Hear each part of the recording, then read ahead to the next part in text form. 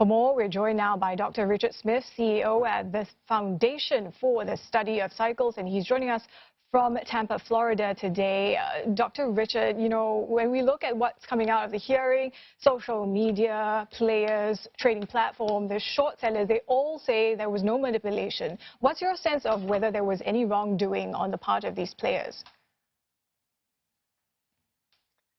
We haven't seen anything that appears to be truly illegal so far. So I think that they're fairly safe in saying that there wasn't any manipulation here.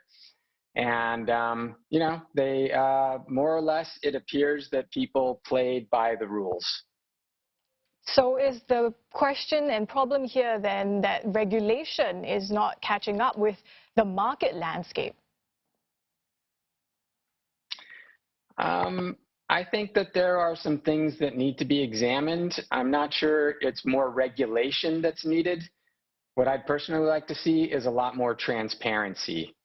Even the few things that you played earlier in your show, we heard a lot of comments from the panelists, let's say, who really painted themselves as heroes. Robinhood is a hero, Citadel is a hero.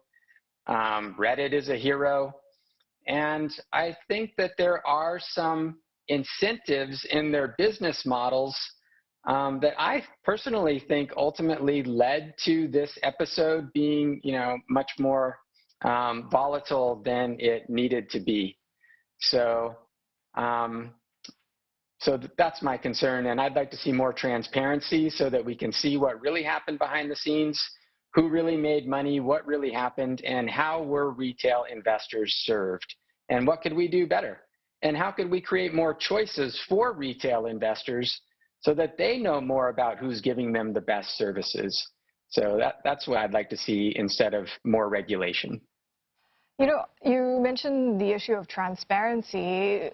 If they're going after these retail traders or people like Roaring Kitty for pumping up prices of stocks, should they also then be going after people like Elon Musk for targeting Bitcoin?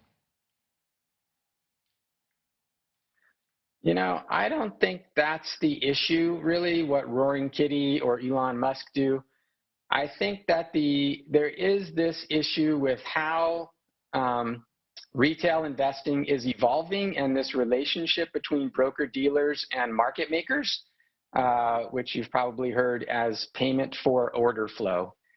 And what's particularly concerning to me is that Robinhood gets paid in terms of a percentage of the spread that they deliver to market makers like Citadel. So the wider the spreads, the more money Robinhood makes and the more money they get paid by Citadel. That to me is a very troubling incentive for a broker, a retail broker, to essentially be incentivized to get paid the more illiquid instruments that they put their clients into. And how is illiquidity being gamified in a sense to create more revenues for Robinhood because they make money as a percent of the spread? Those are the kinds of questions that I'd really love to be able to see the data and be able to come to some meaningful answers about. Unfortunately, we really didn't hear any conversation along those lines in the hearings today. Right, so ultimately more scrutiny needed on how brokerages get paid for their trades. But what's your sense of, you know, has this really turned out to be that David-Goliath battle that we were hearing purportedly, and is this the last that we're seeing of it? I wish this were an effective David and Goliath battle. I predicted, and unfortunately accurately, that most of the retail investors who got involved in GameStop were not going to end up coming out of it whole, and that's certainly what we've seen. So I do think there is a David and Goliath story that still remains to be told in the markets.